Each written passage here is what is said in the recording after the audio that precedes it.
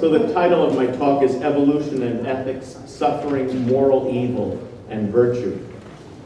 I suspect that most of us have heard, if not ourselves said, what is this world coming to? It's not a bad question when we're discussing evolution, not a bad question at all. Yet that question is not ordinarily prompted by information or conversations about evolution. More often than not, it arises when tragedy strikes of some sort. A random shooting in a movie theater, planes crashing into buildings, killing thousands, or the systematic massacring of people. We tend to ask the question because people have done something that shocks us, something that seems beyond what we could imagine, something terribly wrong. People intentionally hurt other people or us, and we wonder where this could possibly have come from and where it will take us. Professor Domning considered at length the question of what is called physical evil this morning. I'd like to reflect with you on moral evil, which he touched on, of course, as well. That wrongdoing which finds its source in human beings. A preliminary remark would be helpful regarding the criteria for judging when something is morally wrong in contemporary Catholic moral theology. Our theology made a significant shift in the mid-20th century to what is called person-centered reasoning or morality, with the result that an action is judged as morally evil when it conflicts with authentic human good, the authentic human good of the person. As John Paul II stated in his encyclical from 1993, The Splendor of Truth. Now, even though the Catholic tradition judges actions as morally wrong when one intentionally harms authentic human good, it has a fuller description of the consequences of misusing one's freedom in a document from 1965, the Vatican II document on the Constitution on the Church in the Modern World, when it noted that humanity's abuse of freedom results in a rupturing of a fourfold relationship with God, with others, with oneself, and all created things. So the whole of the created world is included among relationships with persons. So while the tradition now consistently speaks of the moral agent in this fourfold relationship with God, others, self, and creation, it suggests that we are only scratching the surface as to how the relationship with all of creation might enter into moral analysis.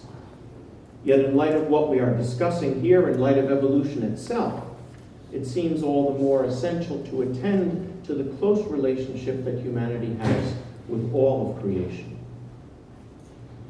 Now I return to the question, what is this world coming to? I think it's safe to say that we long for a world like that described in the book of Revelation, chapter 21, where we read, "Then I saw a new heaven and a new earth. The former heaven and the former earth had passed away, and the sea was no more. I also saw the holy city, a new Jerusalem, coming down out of heaven from God, prepared as a bride adorned for her husband. I heard a loud voice from the throne saying, 'Behold, God's dwelling is with the human race. He will dwell with them, and they will be his people, and God himself will always be with them as their God. God will wipe every tear from their eyes, and there shall be no more death or mourning, wailing or pain, for the old order has passed away.'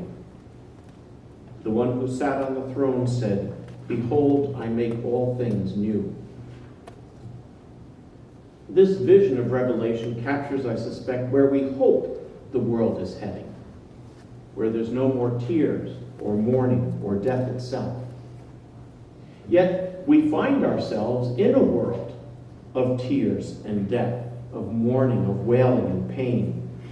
It's a world captured by St. Paul in his letter to the Romans, chapter 8, verses 18 to 23, where he reflects on the vision to come, this paradise, while in the midst of an imperfect and sinful world. He says, I consider the sufferings of this present time as nothing compared with the glory to be revealed for us. For creation awaits with eager expectation the revelation of the children of God. For creation was made subject to futility, not of its own accord, but because of the one who subjected it, in hope that creation itself would be set free from slavery to corruption and share in the glorious freedom of the children of God. We know that all creation is groaning in labor pains even until now.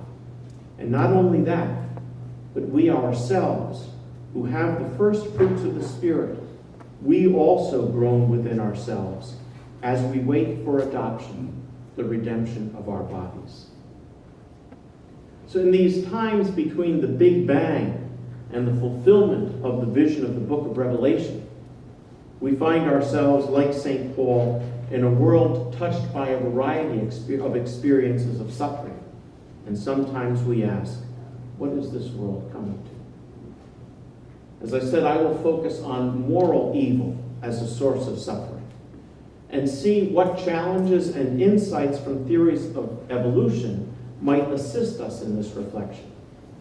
And then also, with reference to insights from theories of evolution, I'll reflect briefly on human virtues called for in such a world and identify seeds of human virtue in the seemingly empathic behavior of non-human animals. The first question, however, is, do traditional categories of moral theology regarding freedom and responsibility hold up in light of the emergence of humanity? Or are they an illusion? In other words, is there truly moral evil that arises from free and responsible human beings? Or are these harmful actions of human beings simply another example of physical evil in a broken world? Or actions that must take place in the ongoing process of natural selection? Or is there a middle ground between this either-or proposal? First, a word about moral evil itself and this particular type of suffering. Franciscan Dr. Daniel Solmesi speaks of three ways in which moral evil may be operative as a cause for suffering. The first, he says, is suffering which is a result of our own moral evil, but without any intervening material occasion. So, for example, pangs of conscience, remorse, or guilt. I remember, for example, a young man who had an affair and undid the bond with his wife, which became the cause of divorce in their relationship. They had 3 children. He never got over the harm that he did to his family. So even though his relationship with them was friendly, he suffered tremendously because of his own moral failure. The source of his suffering was his own remorse over his wrongdoing. There was nothing there materially to cause him suffering. The second type of suffering, Solmesi says, is the result of moral evil of others, without, again, any intervening material occasion. So we can imagine the experience of somebody who is not invited to participate in a conference like this, who's really an expert on that. They might suffer because of that, because they're saying, what's the matter with me? Or the experience of someone who is intentionally left out of a family event. Or the experience of someone marginalized because of race or for some other reason. Intentional exclusion would be hurtful, although we would have no physical bruises to show for our suffering. The third kind of suffering is the result of a moral evil of self or others mediated through material occasions of suffering. And the long and horrible list of examples includes self-mutilation, torture, assault, rape, poisoning, murder, war, willful negligence, and so many others. Here the examples speak for themselves. Catholic moral theology would suggest that the 3 types of suffering here are not due to accidents or to that unhappy phrase, acts of God, but from moral evil, whether occasioned by some material cause or not. In traditional moral theology, two qualities are necessary for living the moral life and for an act to be judged truly human: freedom to exercise one's will, and consciousness or knowledge about what one intends to do. When these two characteristics are present, a person may be held responsible for his or her actions. Absent these two qualities, one may speak of an act of a human person, but not a truly human act. So if you're driving down an icy road and you slide into the other lane and injure someone in oncoming traffic, we call that an accident, because you did not knowingly and willingly try to do that. On the other hand, if you're driving your Humvee down Route 95 and somebody's going 30 miles an hour in the left lane and you nudge them a little bit, that might be considered a truly human act, and you want to bring about you want to hurt that person, at least you want them out of the lane. I'm speaking from experience, but I don't drive a Humvee. Now, if we look back at these three examples of suffering, we may see that the cause of suffering is associated with human choices made with freedom and knowledge, which in one way or another harmed others, were the source of suffering for the victim and even for the one who caused the harm. Now, according to the Catholic tradition, then, the question of the existence of moral evil, indeed morality itself, then, hinges on freedom and knowledge. Boston College moral theologian Stephen Pope says, morality itself would be fatally compromised if science somehow demonstrated that human freedom and moral responsibility were illusions. Whether demonstrated or not, some scientists suggest that human freedom and moral responsibility are illusions. Pope summarizes the thought of some contemporary evolutionists precisely on the question of freedom and consequently moral responsibility and moral evil. What do some of these thinkers say, and how might we counter arguments? William Provine, representing an extreme view of neo-Darwinists, suggests that according to modern science, quote, free will as it is traditionally conceived, the freedom to make uncoerced and unpredictable choices among alternative courses of action, simply does not exist. There is no way that the evolutionary process as currently conceived can produce a being that is truly free to make moral choices. Close quote. On what basis might Provine or others make this claim? For some thinkers, the presumption is that natural selection and random events have produced the creatures that we are today. If this is the case, then it's foolish to speak of freedom and responsibility. We're simply the products of evolution and have evolved as every other species in order to continue in being as individuals and as a species. All of our behavior is about fitness. And behavior today continues to be guided by that evolutionary drive. For others, the cause of human behavior is attributed to genes alone, a kind of genetic determinism. Sometimes to an interaction between genes and environment, a type of environmental determinism. But ultimately, the notion that we human beings are free and responsible for what we do is counted illusory. E.O. Wilson writes, the agent itself is created by the interaction of genes and the environment. It would appear that our freedom is only a self-delusion. In a sense, we do what we are programmed to do by natural selection, by genes alone, or by genes in interaction with the environment. Pope criticizes these arguments by 3 points in particular.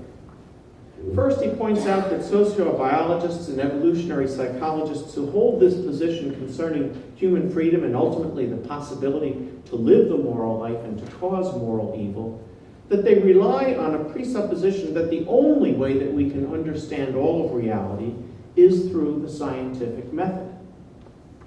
Pope does not question in any way the validity of the scientific method, but suggests that scientists are mistaken to presume that this method is sufficient and the only way to understand and to explain the whole of reality, particularly our experience as conscious and free human beings. He says, quote, "There is a difference between trying to use science to explain as much about phenomena as possible and assuming that science alone has the ability to fully explain all phenomena. There's also an important difference," he writes, "between employing science to discover whatever can be known about the material world and assuming that the material world alone is real."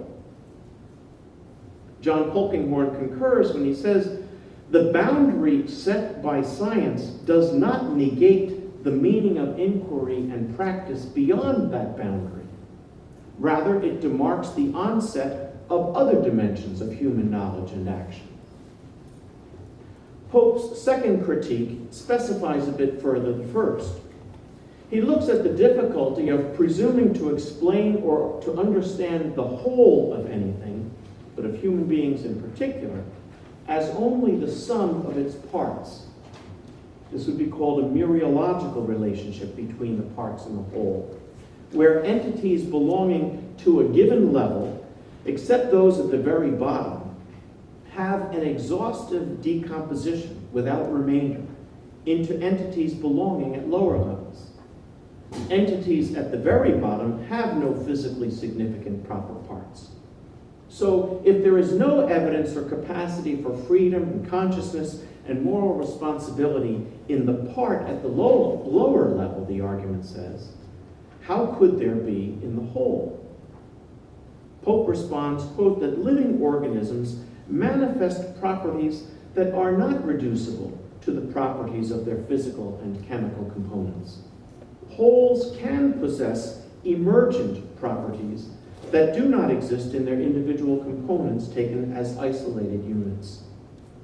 He speaks of holism as descriptive of an evolutionary process where one sees, quote, "the gradual emergence of more and more intricate and complex webs of reciprocal influence."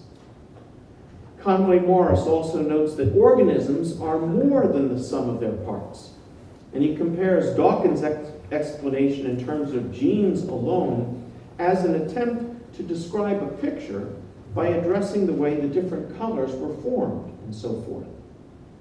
Polkinghorne says that if a scientist were asked to articulate everything that he or she could with regard to music from a scientific viewpoint, they might speak of a neural response to the impact of sound waves on the eardrum. But the deep mystery of music, experienced as timeless beauty, cannot be captured there, any more than the whole of a symphony can be appreciated by playing the single notes of the part of the second violin. Implicit in the part versus whole critique is the notion of emerging complexity that I think we saw this morning, which Pope accounts for the existence of freedom and consciousness in human beings.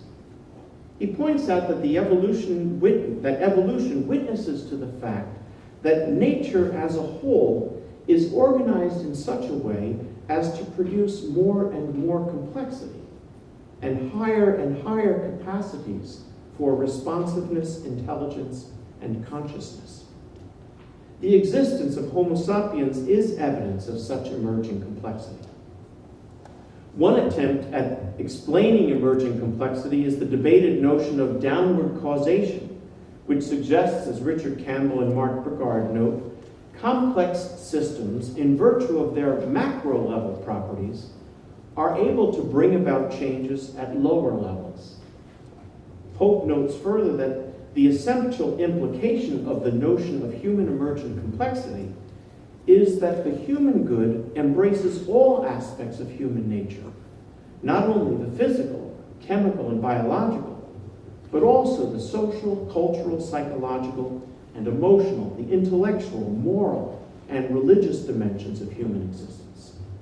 So far from being reduced to the sum of its parts, this whole possesses the capacity to feel, to reflect, relate, deliberate, act, and to be held accountable for his or her actions.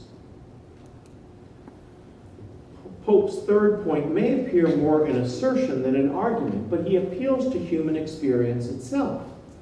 So while acknowledging factors that influence the existence of freedom, Pope writes, every person has the daily experience of deciding to act in one way or another, on the basis of good reasons, or moral principle, or an overriding loyalty, or as a desired goal. To dismiss all of these motives as illusory, or as slaves of deeper genetically driven motivations, runs too profoundly against the experience of what it means to be human, to be persuasive. So the bottom line for Pope is that there does seem to be evidence, both in evolution and certainly in human experience, to speak credibly of free persons who have the ability to deliberate and to make choices. To say, though, that persons are free and that they have knowledge, and that this is part of the human reality, is not to suggest that human knowing and the exercise of freedom take place in a vacuum and that they are not influenced by internal and external factors. Rather, we recognize that human experience presumes some degree of self-direction and self-determination within contexts that are to a large extent not of that human person's own making. So freedom is exercised by limited human beings. The Catholic tradition has long noted impediments or obstacles to fully human acts, those acts that presume knowledge and freedom, and those acts for which we might be held responsible. Traditionally, ignorance was the greatest obstacle to knowledge, not surprisingly. For example, someone goes out hunting and shoots a person thinking that he's shooting a deer. We call it an accident because the person did not knowingly shoot to kill a human being. Ignorance presented an impediment to knowledge. And we go into, there are also distinctions about whether this is ignorance that you had an ability to overcome and you should have overcome or not. Bottom line is it's presented this impediment. With regard to freedom, the tradition noted factors affecting full freedom, like the threat of violence when we hear a POW say something that's uncharacteristic, the threat of violence, fear, emotions, and ongoing personality traits, that ongoing impediments such as personality traits, poor education, prejudice, harmful habitual behavior, and so forth. So the tradition has recognized that there are these obstacles to the exercise, these determining factors in the exercise of freedom and knowledge. That being said, perhaps the most significant aspect of freedom, though, as understood in the moral life, is not simply that a moral agent has the ability to choose this or that course of action. Rather, it is that in making these choices, one is shaping oneself as a person. So Karl Rahner wrote that freedom is the capacity to make oneself once and for all. The capacity which of its nature is directed towards the freely willed finality of the subject as such. So freedom has this twofold effect of making a choice for a particular action, but also making a choice about the type of person one will become through the exercise of that freedom. So one who consistently tells the truth becomes trustworthy and is known as such. By contrast, one who lies will be known as such, a liar, dishonest.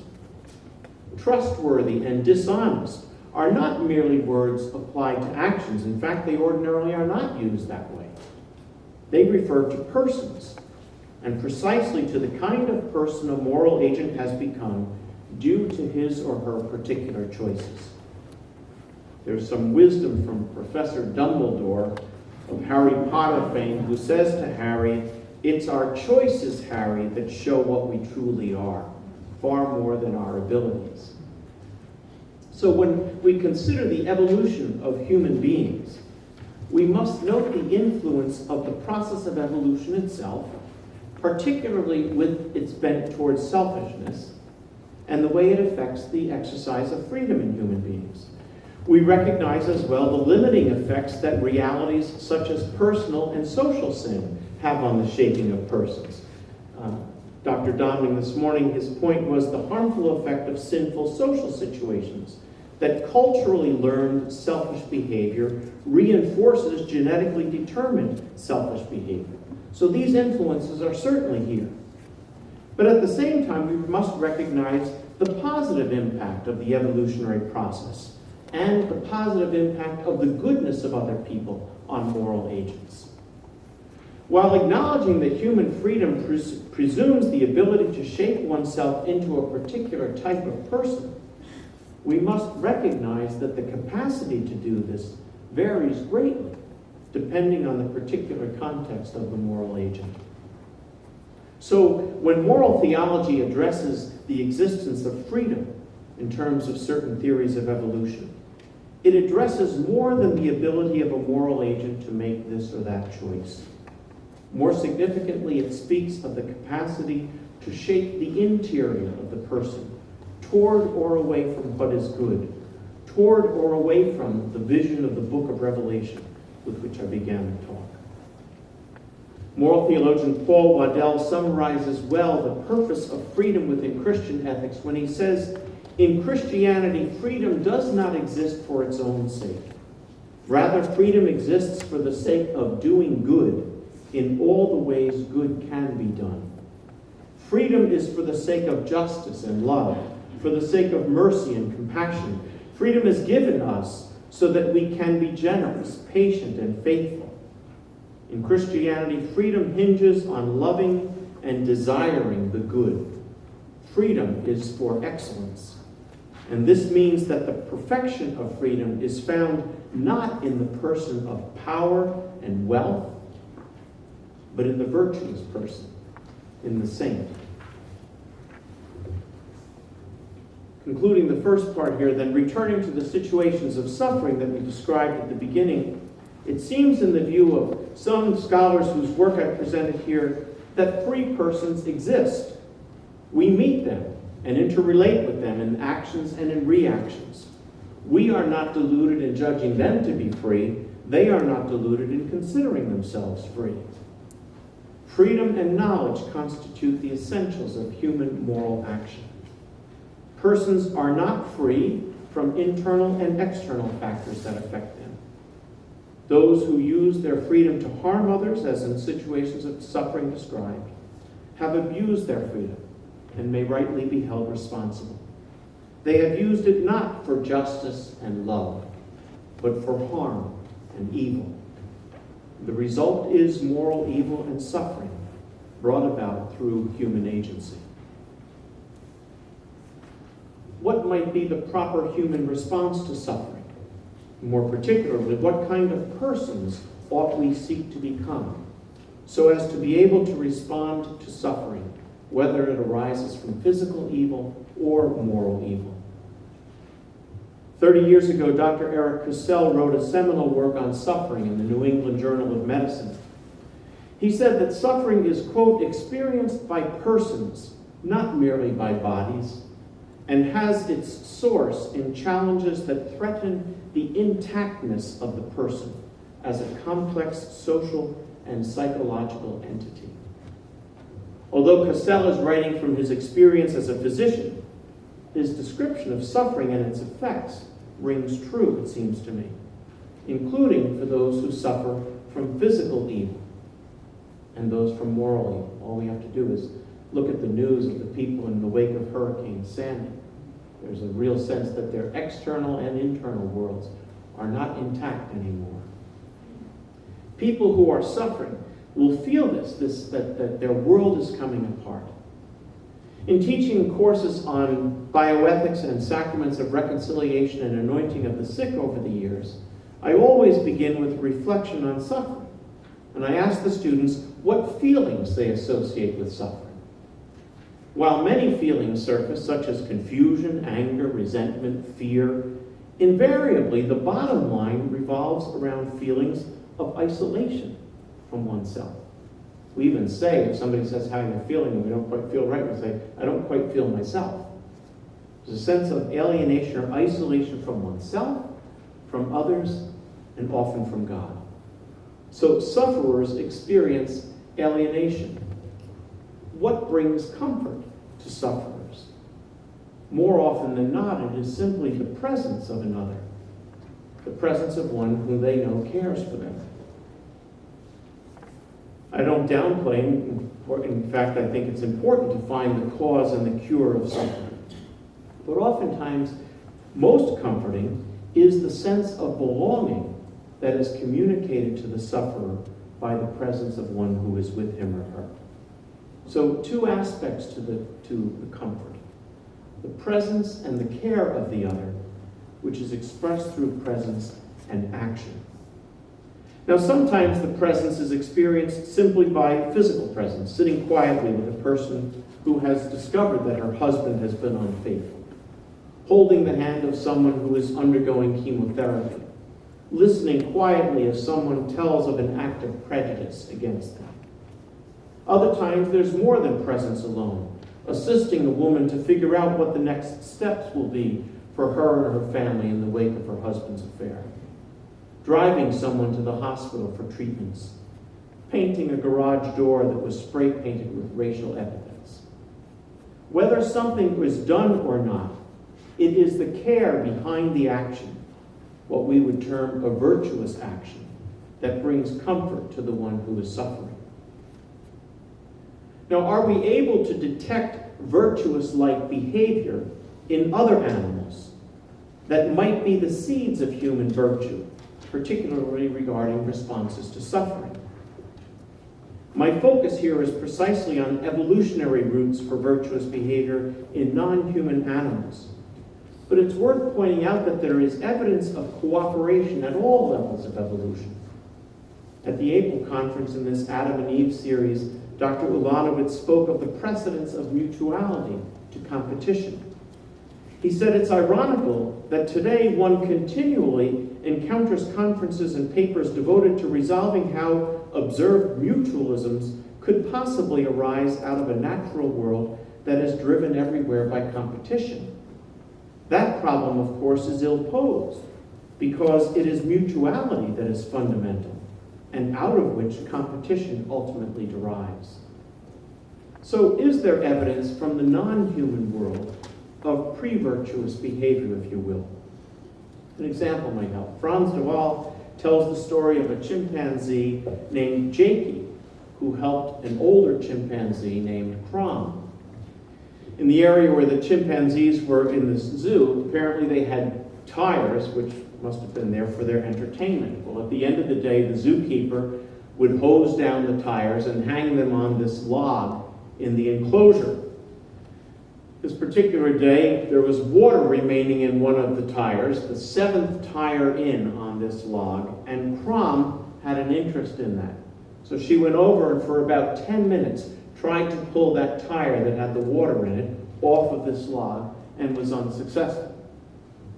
Attributing some human sentiment, she was frustrated and she went back.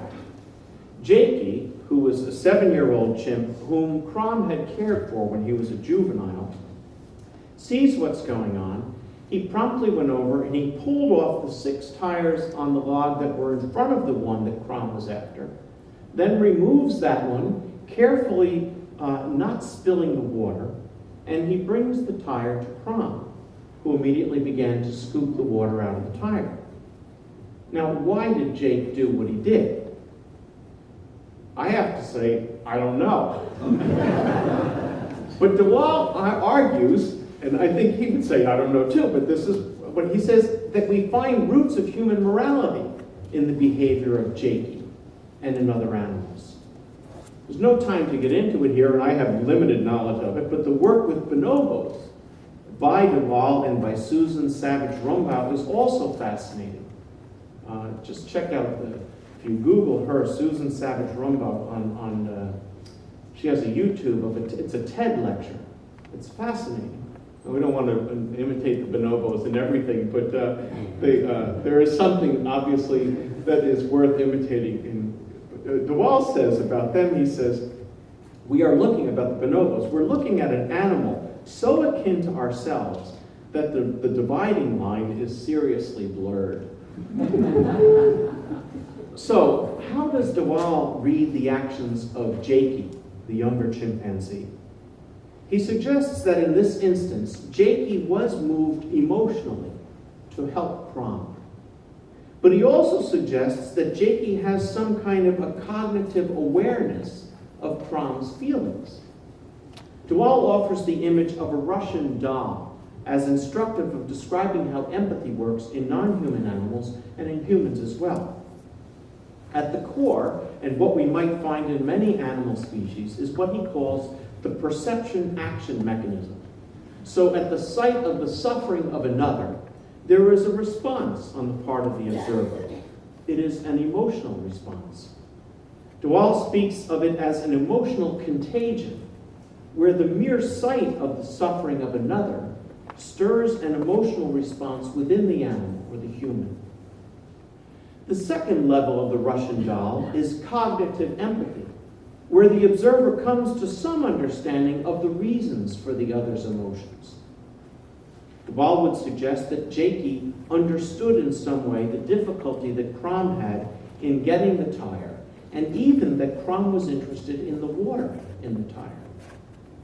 Then the outer level of the Russian doll he calls attribution, where the observer comes to adopt as completely as possible the perspective of the other. And Dewall argues that attribution is not possible without the other two levels. So it would seem that attribution, in the sense of actually understanding the perspective of the other, is most possible for human beings, but that this ability arises through the process of evolution, which provides building blocks for our present abilities. In other words, attribution would not have been possible without emotional contagion and cognitive analysis.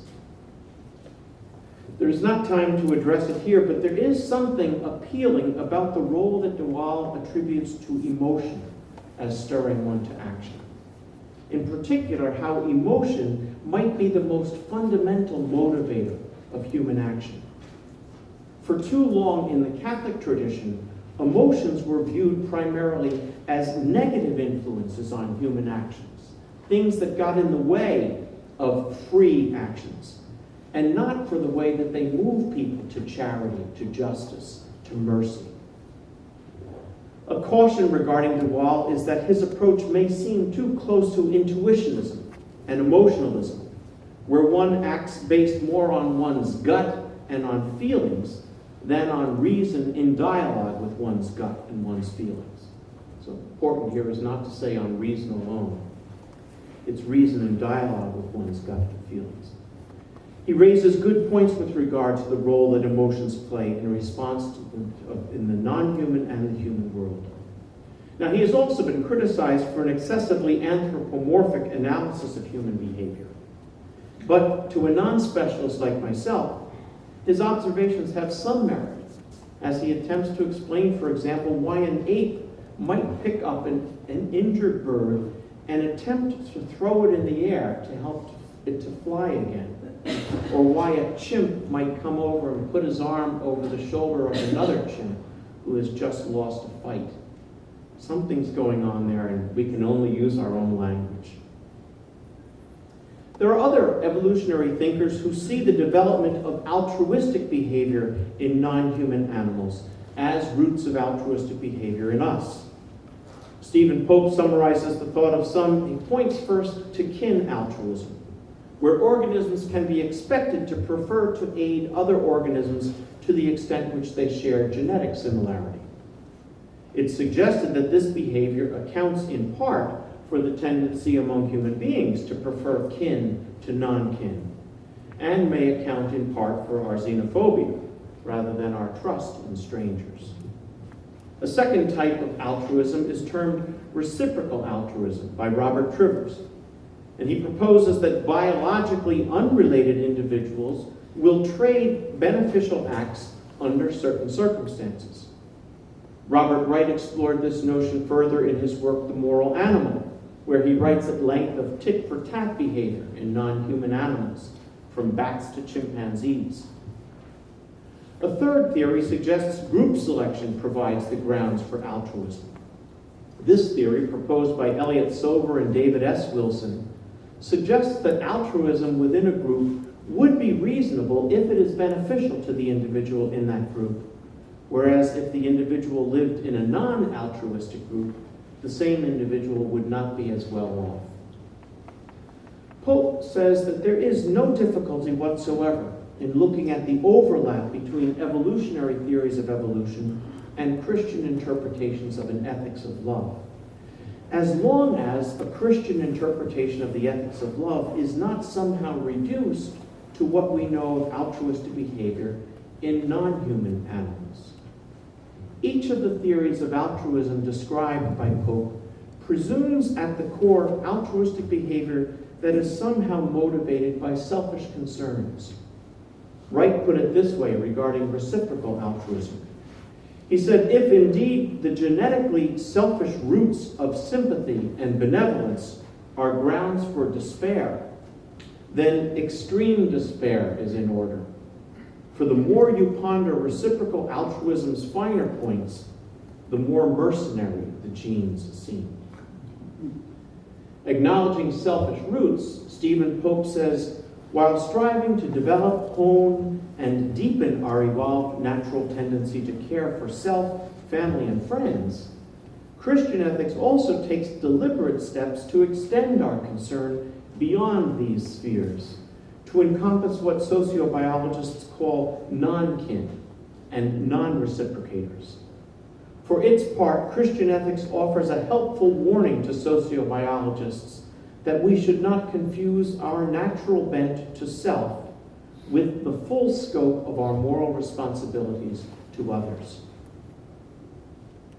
What are marks of authentic human virtue? Given that even the best of virtuous behavior in the animal world may be characterized as selfish at some level, are human beings destined to this same kind of behavior? Or might we, through the gift of consciousness and freedom, and more particularly through grace, choose to act in a different way? May we not choose to be different?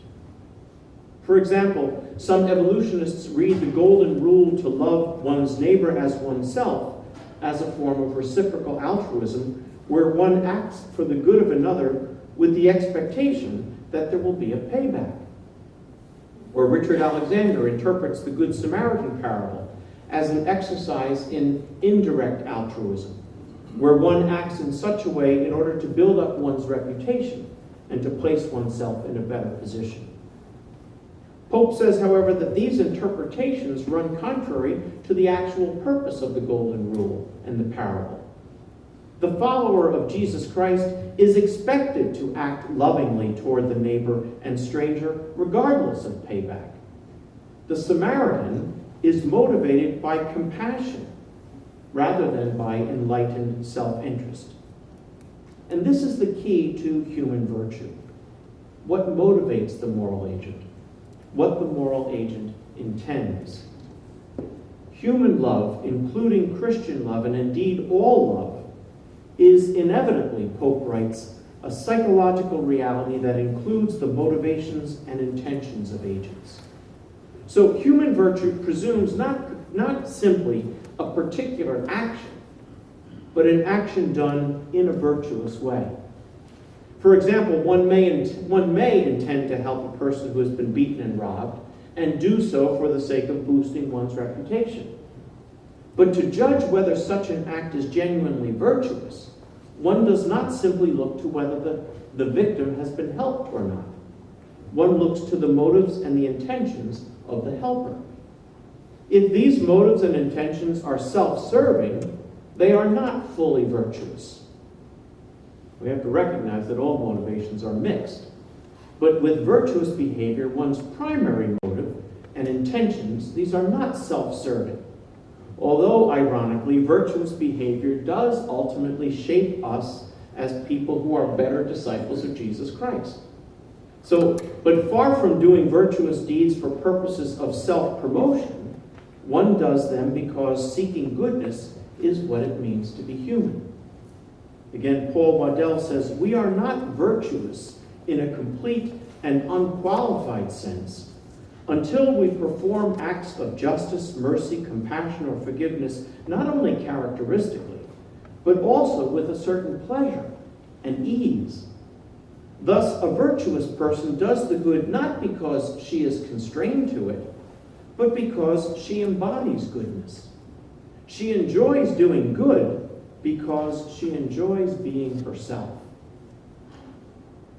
I can almost hear, though, an argument that if virtuous behavior serves us to make us persons into who we intend to be, then it is self-serving. But it depends on what we mean by the self. I may intend to form myself as one who is more open to loving others. Self is not necessarily a negative term. Whereas in natural selection, the ultimate goal is to survive, to continue in being, Christian ethics points to one Jesus Christ whose ultimate goal was to love others, first the Father, and then the Father's love, or the Father's loves, and to do so at whatever cost. So whereas in the ordinary understanding of the process of evolution, losing one's life would appear the ultimate loss, losing one's life while remaining faithful in love is the ultimate gain in Christian ethics. So, what virtues are particularly necessary for a world of suffering? I'd suggest at least two: mercy and solidarity. These are particularly what we see in God's action throughout salvation history, but most especially in the incarnation and in the life, death, and resurrection of his Son. There are certainly other virtues necessary for a suffering world, such as compassion and justice. But mercy and solidarity perhaps presume these and specify them a bit further. So mercy is a scriptural understanding of mercy, as you know, to use the word hesed, which is ordinarily presented as a covenantal relationship where both parties are expected to remain faithful.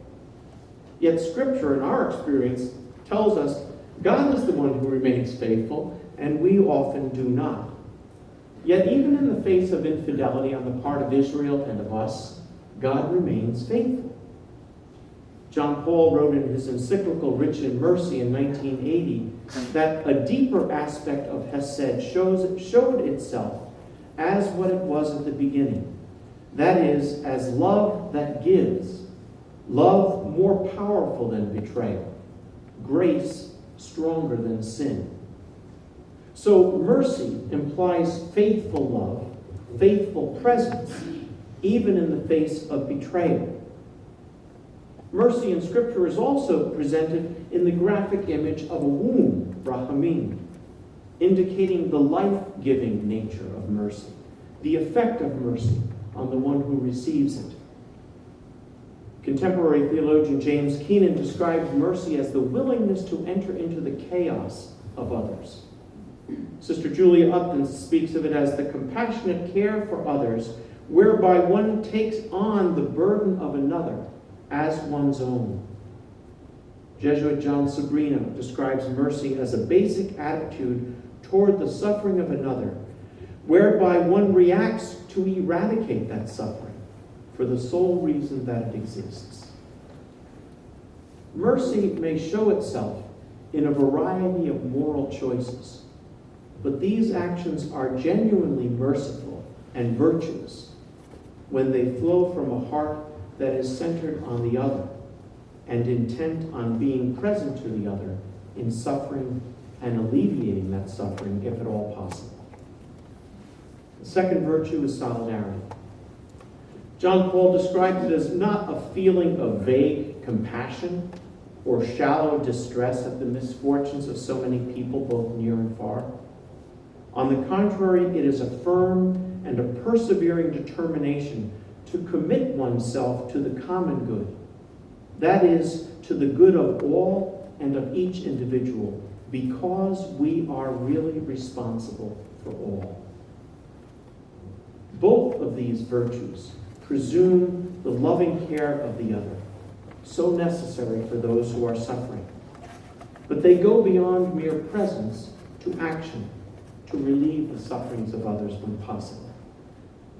The ultimate goal, of course, is to be instrumental in bringing about the kingdom, where there will be no more tears or pain. But the movement toward this vision is painstakingly slow, especially for those who are suffering from physical or moral evil. Inclusion, human freedom and consciousness, having emerged in the process of evolution, sustained by the Creator, are interpreted as gifts to be used to harmonize relationships with God, others, self, and the created world. Too often these gifts have been used to rupture these relationships through sin, with disastrous consequences for fellow human beings and for creation itself. Although we must maintain a clear distinction between physical and moral evil, we might note how many people see the causes of what we call natural disasters today as both the limits of a material world and abuses of freedom by human beings. In the wake of this most recent Hurricane Sandy, many have raised the question again of global warming and consequently humanity's role in that phenomenon. Even James Patterson's new novel, Zoo, talks about the effects of technology on the environment, the animal world. You can see the high literary circles I run in. The invitation in Christian ethics is to act so as to harmonize the fourfold relationship with God, others, self, and creation. More specifically, nurturing virtues of mercy and solidarity for the suffering world will give some direction to what this world is coming to. People who are merciful and in solidarity with their suffering neighbor, near and far, will be more fully disciples of Jesus Christ by cooperating with the grace of God.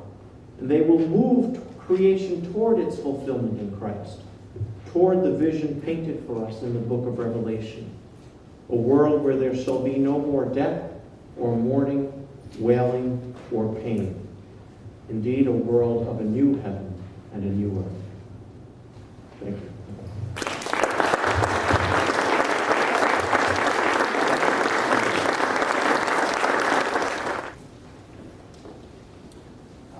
Kevin, I really liked your characterization, the way you characterized suffering, and I think it was very consistent with what we heard from Darrell this morning about brokenness.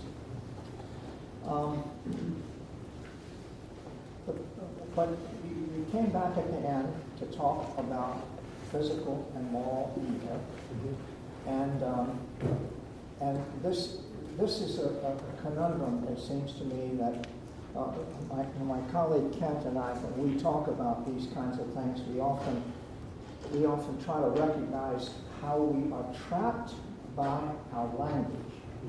Okay, and when we use evil as a noun, somehow that gives evil ontological status in a way that it's perhaps a dilemma, because then we can't get out of that language trap. It's somehow, when we use the word physical as an adjective, and noun as an evil, evil as a noun, we somehow have to come back around to that issue beyond anything that we have talked about here, and it persists. It's given a status which is problematic. You see what I'm getting at?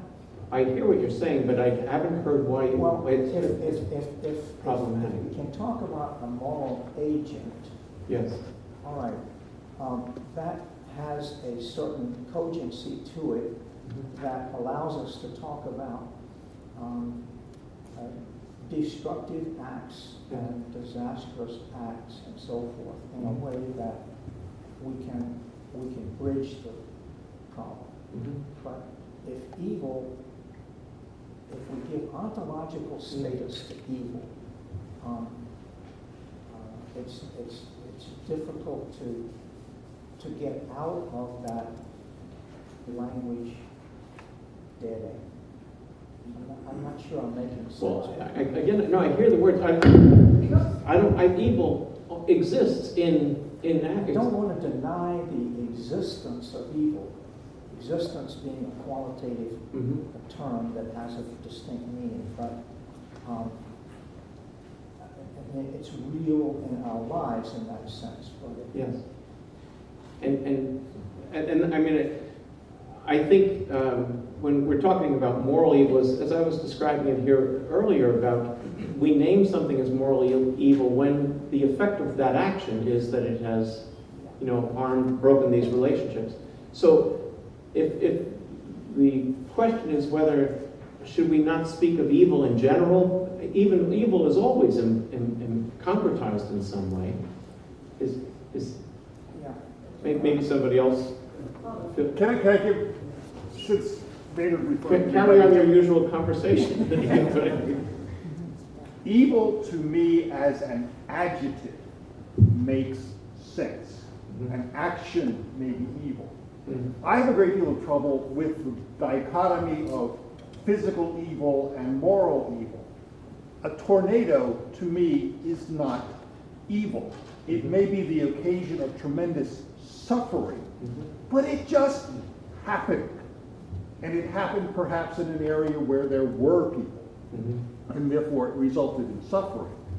If it occurred merely in an open plain, it might mess up the grass, but that's it. So to ascribe, I'm much more comfortable with evil as an adjective.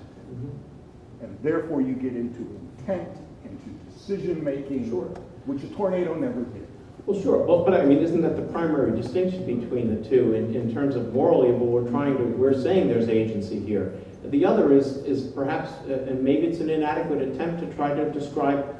To me, it's a non sequitur because the physical didn't have an intent. It may be the occasion of suffering, but to describe a tornado as evil makes no sense to me. If you want to accept evil as the lack of a good that ought to be present, you could then speak of that, that things should have been in order here, this hurricane shouldn't have happened here, Jersey Shore should be great, and it's not anymore. If there's a good that should have been there that's no longer there, we name that then a physical evil. The words, you may not want to do that, but I mean, at least I think that's part of the origin of the term, So, okay.